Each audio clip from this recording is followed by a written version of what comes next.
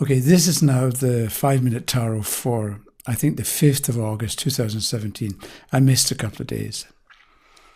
However, so today I'd like to speak about intuitive readings and psychic readings and give you an alternative method where you can still be intuitive, but it's not really an intuitive reading.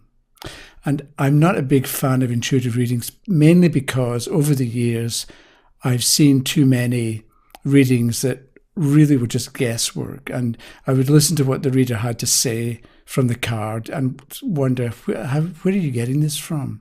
Because it's got nothing to do with the card. And it may or may not be right. Most of the time it wasn't. And then you have the added problem where if the questioner disagrees with the reader, with the psychic, it's hard for the psychic to say or to admit, okay, maybe I'm wrong. So it often becomes a question of the reader's ego. So the reading is about the reader's ego and their ability rather than giving a decent answer to the questioner. And an example that I gave a while ago, I was listening to this thing on, I don't know, some podcast, and the questioner her father was going on holiday with a couple of friends, and she wanted to know what it was going to be like because there had been disagreements between the father and the friends. So the reader just picked cards at random and put together a story based on the cards. So the first one was a King of Swords. And the reader started talking about how the questioner's father was a fine, upstanding gentleman and a good person, and blah, blah, blah. And so I found myself wondering, maybe the card, the King of Swords, is describing the father. Maybe that card is describing the friends. Or maybe the card is describing what the problem is going to be with the father and the friends, because the problem is going to be who's in charge, who decides where we're going to go, what we're going to do, when we're going to do it. So by assuming that the King of Swords represents the father, there were an awful lot of questions left unanswered and questions left unasked, and a lot of information was ignored. And I don't think that's satisfactory. But there's a better way, I think. So years ago when I had a bookstore and I used to run tarot classes, there was a woman, I can't remember her name. I think her name was Sheila. So we're going to call her Sheila anyway. So when I look at the Rider deck, the World card, number 21, is the last of the major trumps. So I tend to see it as indicating the endings and completion and success and fulfillment and so on, things like that. Whereas the Death card, as far as I'm concerned, shows a new beginning. Sheila, on the other hand, when she looked at the World card, because it shows a circle and this woman maybe stepping through, that's what Sheila saw. So for her, the World was a card of new beginnings. Because the woman in the picture or in the illustration was stepping through into a new world or into a new situation. And you can see the logic of that, and you can understand why she would say what she said. For her, Sheila, that is, the Four of Pentacles represented the idea of completion. And again, you can see two coins under the feet, one over the chest and one over the head.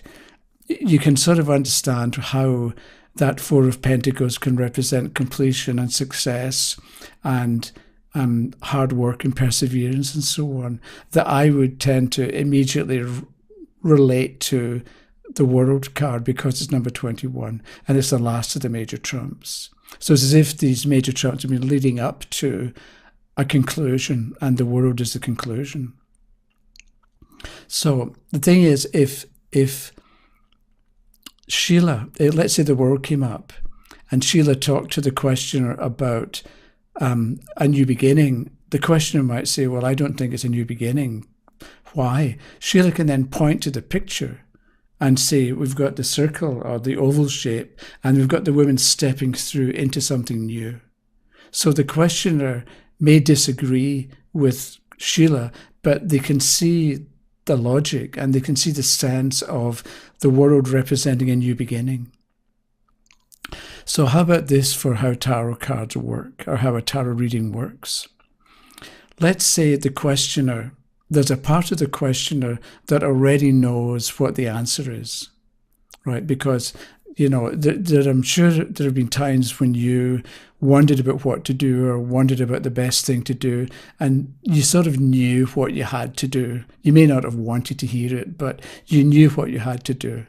And I think there's a part in us, and let me call it the wise part of us, that knows what we have to do or what we're supposed to do. So I'm thinking, the questioner comes for the reading.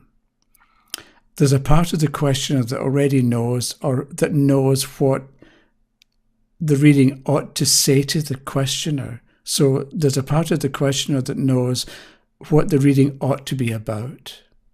So let's say the questioner comes to me. If the wise part of the questioner wants to hear things about completion and fulfillment and following through, then the world card is going to come up in a spread with me. Whereas if the wise part of the questioner wants to hear stuff about, or ideas or suggestions about new beginnings, the death card will come up. Whereas if the same questioner goes to Sheila and says, and if the wise part of the questioner wants to know about new beginnings, the world card will come up, because that's what Sheila's going to talk about with the world. Whereas if the wise part of the questioner wants to hear information about completion and seeing things through, then the Four of Pentacles will come up. So it's still, you're still using intuition, I think, but you look at the illustration and you give associated ideas, or ideas that you associate or that make sense to you, though they may be different for somebody else. And so that card would not come up in the reading given by somebody else. So it's one way of understanding what's going on with the tarot spread. That, and again, it's not perhaps so much what the card apparently means, but more what sense it makes. But the thing is, I think if you start with the illustration and the different bits and pieces in the card, if you start with that, with what you see as going on in the card, and you can make your intuitive connections with that, with what you see in the card, you're not going to go wrong. The questioner is also going to understand what you're saying and why you're saying it, so that they can go off wiser. Or maybe you told them things they already knew but didn't want to face, but now they can face it with confidence, or with a better understanding. So if you start with what's in the picture, then, and use your intuition, then you're not going to go wrong. And you're going to give good guidance, good information to the questioner, and help them understand what is important about the question and what they need to do to get a decent answer, or to get a decent conclusion or outcome to the question that they're asking about. Okay, that's it for today. I'm probably going to do one for tomorrow, otherwise Monday. Okay, thank you very much. Bye-bye.